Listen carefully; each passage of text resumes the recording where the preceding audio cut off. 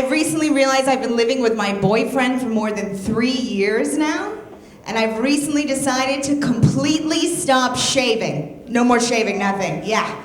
I feel like if he wants it, he can find it. It's like a Where's Waldo for my. He's like, boys do love treasure hunts. They do love them. She knows. At least now we can role play, right? He can be Han Solo, and I can be Chewbacca. It'll be hot. It'll be hot. You guys, we're on Facebook together. Find me later. When we first started dating, like, I really cared, you know what I mean? I really tried. Like, when we first started dating, I went to a spa and I got a Brazilian. Yes. I didn't even know what one was. I didn't, but I was like, Brazil, that sounds nice. They have parades and beaches and naked people. I like that. Let's get one of those. Do you know what they do in a Brazilian? You do. That's scary. He knows. He gets them all the time. They pour hot wax, people, in your bum hole. Yes, they do. And then once it's there, you can't walk it off. No. It is stuck there. I just puckered up and I was like, you know what, I'm gonna leave. I'll call my mom, we'll fix it. You know, don't worry about it. All of a sudden, Helga's got my legs behind my head. I was like, whoa, I'm back in college. Stop it. And I don't know about other places, but in Queens, all the waxing places are Russian women. I don't know what kind of gift they have, but they come right to this country and start removing hair. It's a phenomenon. And they got so mad at me because I was like, don't touch me, that they just started yelling at me in Russian. I felt like I was in the middle of Rocky IV. It was terrorizing. They were like, if she dies, she dies. It was very scary. It's a Rocky IV reference, guys. If you don't like that, you're un-American. That's why I get so mad when guys are like, I don't want to pay. I shouldn't have to pay for dinner. Really? Did you just have hot wax in your bum hole? I don't think so.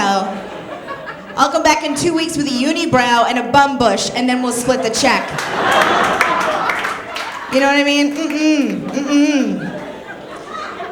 For every hair that I have ripped out of my bikini line, that is another $1 he needs to drop at Olive Garden. He wants unlimited. I want unlimited breadsticks. That's how a relationship works, people. I love breadsticks, I do. I'm classy. I'm from Maine. We don't really do hair removal in Maine. We don't. We're like, leave the stash, it protects me from the snow. You know what I mean? Every time I say Maine, people are like, oh, did you grow up eating lobster? You like lobster? And that's southern Maine. I'm from north rural Maine. It's just much less teeth. It's, like if you grew up where I was, you'd turn your GPS on, your GPS would be like, are you kidding me right now? I can't find us. I have no idea where we are. I grew up in a very religious family. There's actually never been a divorce in my entire family because in the book of Matthew it says what God has joined together, no man will tear apart. Big deal, no divorces. Lot of murders in my family. I do have those, yes. I love the people in Maine, but I never felt like I fit in. You know what I mean? I grew up in a town of under 1,000 people, and I was always the loudest kid. You know what I mean? I had the biggest hair, definitely had the biggest booty. You know what I mean? Growing up in Maine, everybody thought I was weird. And now I live in Queens, and everybody just thinks I'm Puerto Rican. So I'm very happy. Found my home. I had a great year. I did get to perform for the troops in Iraq, which was a great experience for me. Oh, thanks, guys. Thank you. I'll take that. Thank you. It was great. I was so honored to get to go, and then all of a sudden it was like a dream come true. I'm on a carrier plane with 80 guys in uniforms. Hot, right, ladies? So hot. Yes. You could put me with 80 guys in UPS outfits, and I would probably pee myself. You know what I mean? It was so exciting. And we're flying from Kuwait into Iraq, and then this man comes out that I like to call the Dream Wrecker, and he was like, hey, we need to deboard this plane because it's overweight. We don't want to crash and die. Solid, right? So then he comes up and he's like, oh, our scale broke. So I just need everybody to shout out how much they weigh and I'll add it up. And again, please be specific because we don't want to crash and die. And I was like, I'll take the crashing and dying option.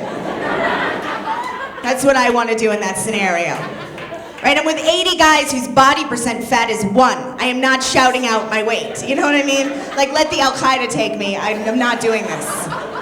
So he's like going around the room, and one guy next to me, a dude, actually yelled out, I weigh 137. I was like, I weigh 137. In the 6th grade, I swear I did, get my doctors. I didn't eat dairy all year. I weighed 137. Oh my God, I did. And I was like hiding in the corner, and the guy was so sick of me. He was like, just tell us how much you weigh. And I felt like I had to explain it, you know what I mean? I was like, well, I have earrings on. And they look little, but these are heavy, you know what I mean? They are heavy. I'm gonna need to add 10 pounds per earring. Not my weight, earring weight, that's all I'm saying. And then are we talking just wake up and peed weight? Because that's your real weight, you know what I mean? And I haven't peed yet. And it's the desert out here, so I've been drinking a lot of water. So that's like 30 pounds of extra water I'm carrying. Again, not my weight, water weight. So I would say all together, give or take 20 pounds. All together, I weigh about 105 is what I say I weighed. Yeah, the guy was like, yeah, maybe in the 7th grade.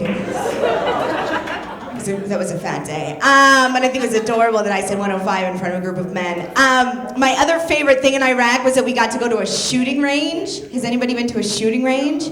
One guy in the back is like, yeah, I'm from Jersey, I live in a shooting range. Of course you have. You and me are on the same. I was so against it. I was like, I am not going to a shooting range. No, not going. And then I went, and they gave me a gun, and I was like, oh my God, this is awesome. I'm never leaving. Can I shoot more stuff? How about a dude? Can you throw some dudes in there? Maybe somebody that messed up. Can I shoot at some people? This is awesome. Do you have a bigger gun? Can I shoot some bigger guns with more bullets? And then I realized, this is how they make you a Republican. Like, this is how it happens. Like, do you want the gun? Just take the gun and say Sarah Palin's not that bad. Say she's not that bad, and you can have the bigger gun. Just take it, just take it. And then the guy gave me the gun, and he was like, wow, that gun makes you look so skinny. And I was like, I am voting Republican. That's what it is. I am voting Republican.